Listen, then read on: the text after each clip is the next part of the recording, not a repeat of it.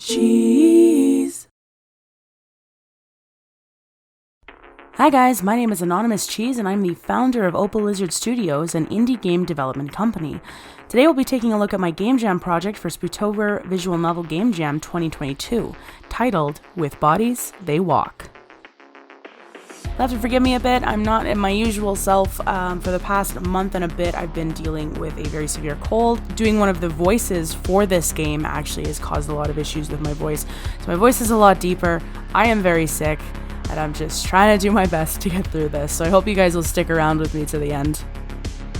Similar to my Game Jam project for all of my tomorrows from last year for Sonofest 2021 and a Yowie Game Jam 2021, this idea came to me a few months before the jam as a small side project I planned on doing. With Bodies, They Walk follows the player character who moves back to their hometown 15 years after leaving, after it's declared the aberrant capital of Canada. The driving force behind your decision comes down to two questions. Can you find out what happened to your dad 15 years ago? And can you befriend and romance the aberrant to prove they're not as dangerous as the world's governments proclaim them to be? The idea for this came from a mixture of wanting to create something that would test the limits that the players would go to discover the truth, as well as a combination of similar medias becoming popular that I enjoyed, like Sucker for Love, where your goal is to date eldritch monsters, and analog-style horror games and videos, which I really enjoyed. I thought it would be cool to create something unsettling, but something that also makes you laugh because of its absurdity. Because, let's be honest, we all probably know someone who goes against the grain and would totally want a kiss from a Cthulhu girl or a neck-twisting demon. It's me. I'm that someone. Thus, With Bodies, They Walk was born. Let's get into it. To start with, Spooktober specified that assets for the jam could not be completed before submissions opened, unless it was to a concept state.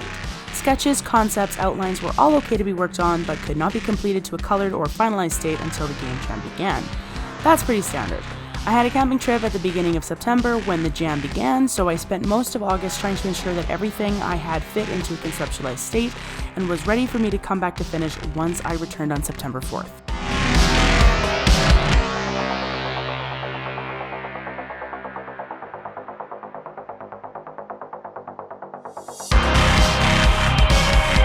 I prepared concepts, obtained references, created and organized a Trello board, created a bunch of Photoshop files for the different graphics I'd need, and had things as neat and tidy as they could be in preparation.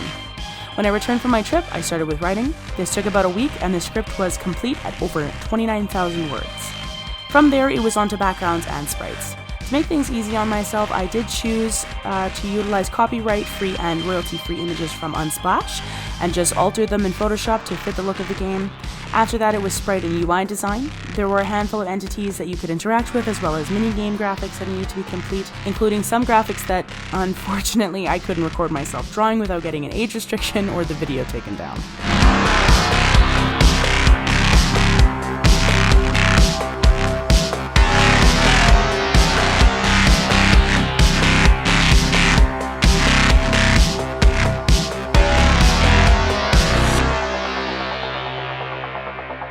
Then sound design. I almost always get ambience done first, which is followed by music and then sound effects, and you'll have to take my word for it because I forgot to record the footage of me working on those files. As always, my program of choice for music creation is FL Studio.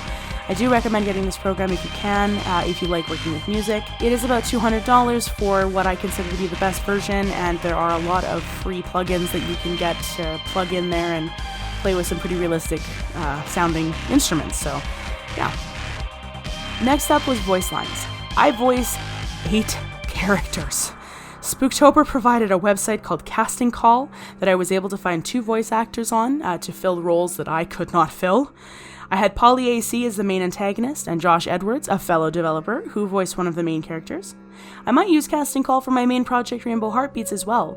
It's an amazing resource and I really appreciate both of these voice actors for lending me their time and their voices.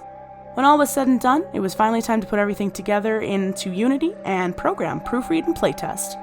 I did use Unity, as I mentioned, for this project in conjunction with Fungus, as usual, thanks to its easy-to-understand scripting language, as well as the fact that it allowed me to be creative in a scripting language that I understood without having to learn a new program like RenPy. Or RenPy. How do you... Does it matter? No, it doesn't matter. If any of you watched my devlog for all of my tomorrows or played it, you may recall the rock combination puzzle that I slaved over programming when I was in the throes of developing that project. It found its way back to relevance again because I used those scripts from that combination puzzle for the block puzzle in With Bodies They Walk. The script only needed a few changes, and with having even more knowledge of how to use Fungus and Unity after another year of using it successfully, I really think my experience came together in this project with very few issues.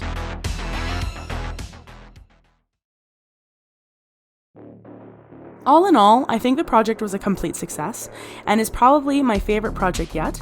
From its unsettling design to the subverted expectations around almost every corner, to the positions you find yourself in and the limits you're willing to test.